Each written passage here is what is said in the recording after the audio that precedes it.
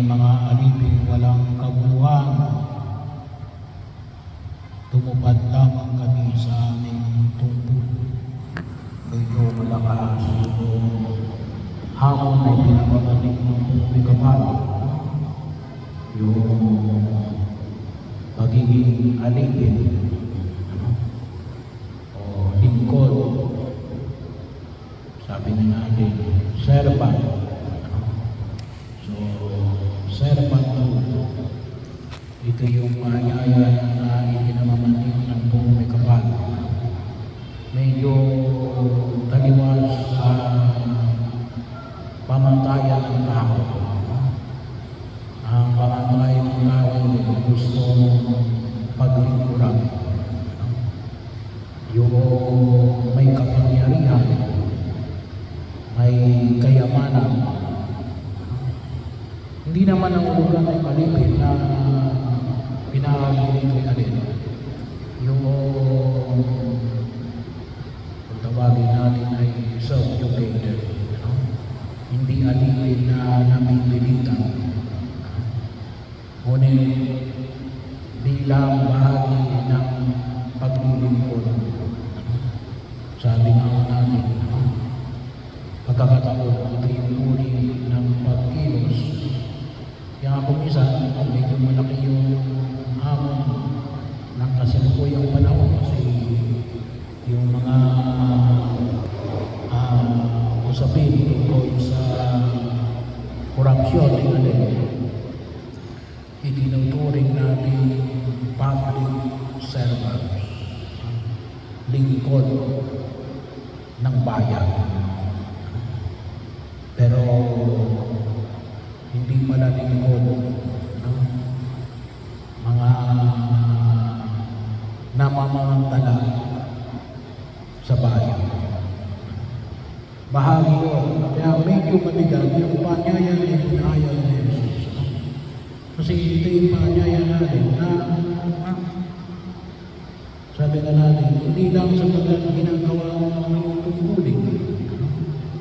Bahagi mo yun na tumutuloy. But of course, kailangan natin alam natin kung ano yung natin tungkulin.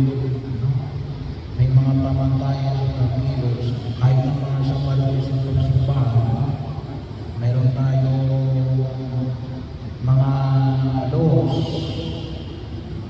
at mga pamantayan ng pagkilos. At ano yung panyayan na pinapayan ng buong kapal.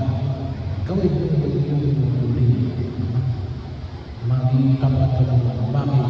Sabi mo muli babalik tayo sa pundasyon natin. Gagawin mo ang mga bagay nito. Bakit? Sapagkat ikaw ay anak ng Diyos. Hindi sapagkat gagawin mo ito para maging anak ka ng Diyos.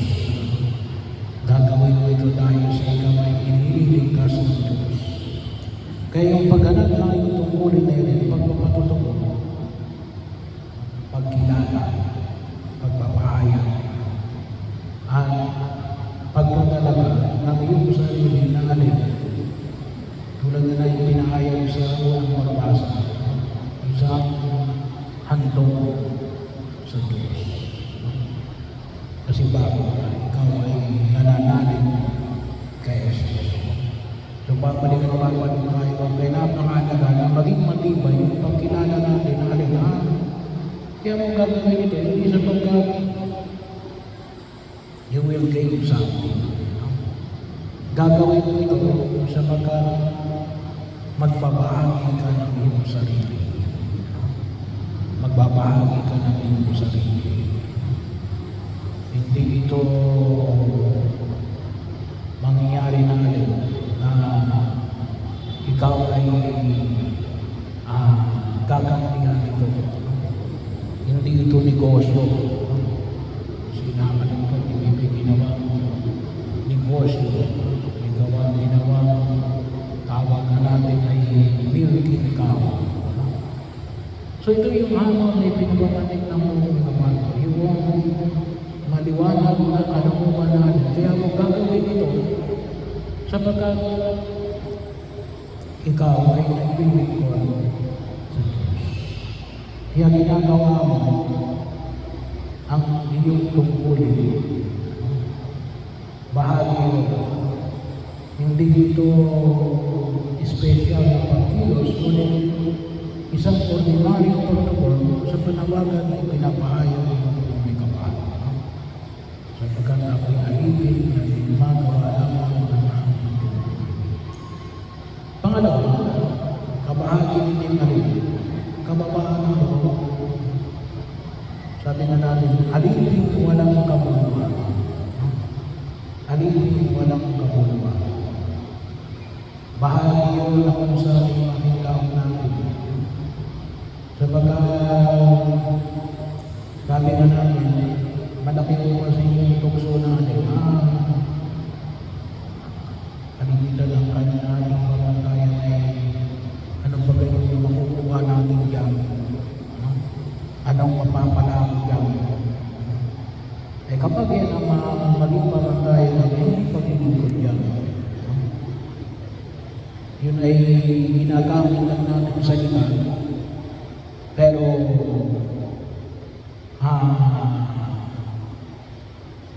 hindi talaga paglilingkod ang ginagawa natin. Kaya sabi ko, medyo malaki yung hamon sapagkat hindi ito yung pamatayan ng tao. Ito ay isang pagkilos na utusin ay taliwas sa agos ng daigdig na ginagawa natin. Kaya bahagi yun na kung saan yung pangitaon natin. Kaya ipanalangin natin sa pagkamit ay medyo may kamindahan. Yung hamon ay pinapahayag sa mga kapatid. Kaya kakita din din. Ma-recognize man tayo mo hindi. Hindi yun ang concern natin. Sapagkat ang concern natin ngayon ay ang paglingkod. At yung katapat ng paglilingkod natin, ang pagkilos natin ngayon, the very fact natin, tayo ay naglilingkod. Yun naman yung maging pamatayan ng ating pagkilos. Hindi para ikaw ay palakpakan, para manang, tapos nakalagay yung pangalan mo, ay sabi na ni Jesus na pagandang nangyari, tinanggap mo na ang iyong gantimpala. Yung gantimpala dapat natin ihalin. Sabi nga natin, hindi nga dapat tayo magkahanap ng gantimpala. Sapagkat yung pagkilos natin ay alin? It itself an expression of faith. Sa mismong pagkilos natin ng paglilingkod, doon nakapasok yung uri ng ating pananampalataya. Kaya yun naman yung ibig natin magbasihan. Bahagi yun na nawa ay matugunan natin. Kung isa na, sabi ng iba hindi mara-recognize. Ay, yung pag-recognize ay sa pamantayan lamang ng tao. Ay, hindi ka naglilingkod sa tao. Naglilingkod ka sa Diyos. Kaya bahagi yun na kung saan ay ang mga usapin natin sa pangyayari sa daigdig na ito. Kaya siguro humantong tayo sa ganitong kalalang sitwasyon. Kasi bakit? Ay, anong pangapungusan? Ay, yung akala na deserve ko ito. Pero yung kaisipan na yung pera na inakaw sa kabatang bayan, may mga tao na akala nila yun ay deserve nila yun kasi sila yung kapangyarihan na humawak ng mundo. No? So, kung saan ay makikita ko natin. Kasi bakit? Ay mali ang kanilang pagkaunawa ng tinatawag natin pagiging lingkod. At lalo-lalo na kapag sinabi natin kapag nakita natin yung pinag-alipin, walang kabuuan. Bahagi yun. Sapagkat alam yung makita natin, hindi ko ating participate sa pagkilos ng Diyos. At yung ating kakayanan ay sapat na. Bakit? Ang Diyos ang kumikilos sa pamamagitan ng ating pakikisa sa mga bagay na ito. Kaya, kinakailangan lalaliman natin yung ating spiritual man at yung pagkaunawa natin sa pagtugon natin sa biyaya na ipinahayag sa ating ng kapal. Kung minsan sabi mo, isang problema natin, sabi mo, kasi yung ating mga nasa gobyerno, hindi naman nagsisilpa eh. Kaya, mentalidad lang kanila sa isip. Yung mentalidad na naging bahagi ng kanilang kalinaran at kultura. Hindi yung kaisipan natin, itinuturo ng ating Panginoon sa Pilipinas. Ba't hindi nila nagagalawa yun? Kasi hindi nila napapakinggan. No? Ang napapakinggan nila yun, yung itinuturing nilang katotohanan nila. Ako ang may hawak niya. Ako ang may kapangyarihan niya. Bahagi ko yun. Kaya, kung talaga manonood sa atin yung mga salitang pinahayag ng Jesus na dapat natin pagpilihan.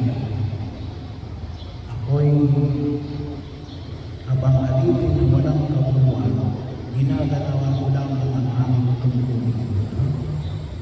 Ay siguro mas magiging maunlad ang aming pagkilos sa daigdig.